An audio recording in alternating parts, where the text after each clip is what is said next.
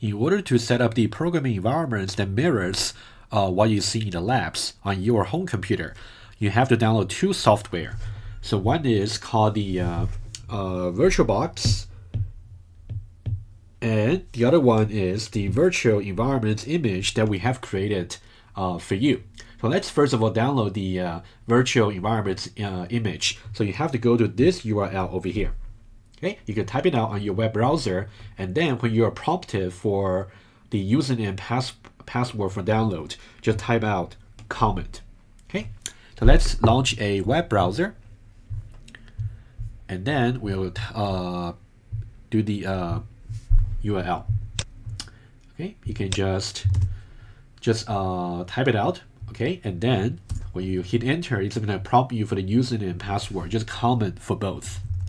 Comment and the same for password, and say OK, and it's going to show you this EECS VirtualBox comment latest .ova. So this is going to be run by the VirtualBox tool that we are going to install in just a moment. And just say save file. It's going to take a while because it's 4.5 gigabytes. Assuming that you have already downloaded it. In my case, I simply downloaded it on my desktop, but you can download it anywhere on your home computer. Okay, when this is done, so the second thing we have to install is the VirtualBox tool, which will run the image. And you have to go to this URL over here, and then you just can download the latest version. So you can just type this out and then go there.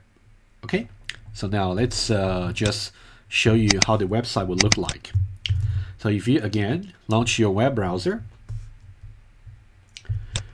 and then if you paste the URL and then you go there, you will see that VirtualBox. You can always download the latest version. At the moment, it's 5.2. You can just download it. Okay, once this is done, and you're going to see, assuming that you're going to install the latest version of VirtualBox. So now we have downloaded two things: the VirtualBox tool, the latest version, and also the latest build for the department's VirtualBox image for you. Two things. So now let's close the browser, and now we're going to just launch the VirtualBox since we have already installed that. Launch that. Initially, you will see that over here, this panel here shows there's no virtual image that has been imported, but we have to import this particular image over here.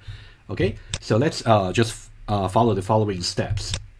You can go to make sure you're in VirtualBox, and then go to File, and then Import Appliance. And then you can now click browse to the path where you store this OVA image. In my case, it's the desktop. In your case, it might be C drive or D drive or anywhere on your computer.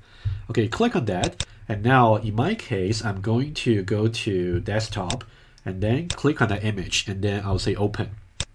And then you can say continue and then say import. Okay, it's going to take a little bit of time, and then you just have to wait.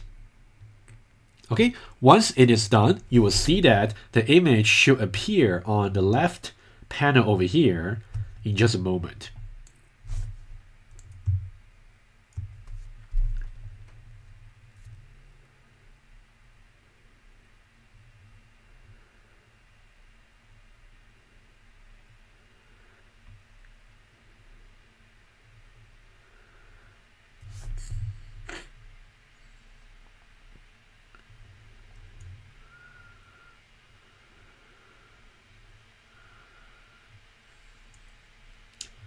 The first time is going to take a little bit longer. But once it is imported, every time when you launch the image, it will be much faster.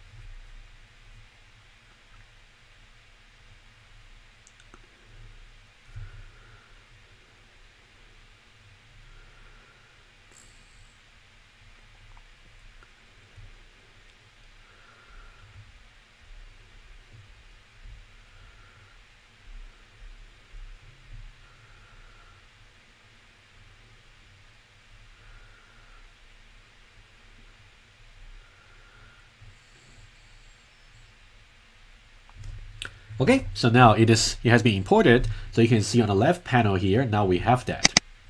Okay, so now that's it. So now we are done for the very first step. You have downloaded the two tools, and then you have imported the image to the VirtualBox.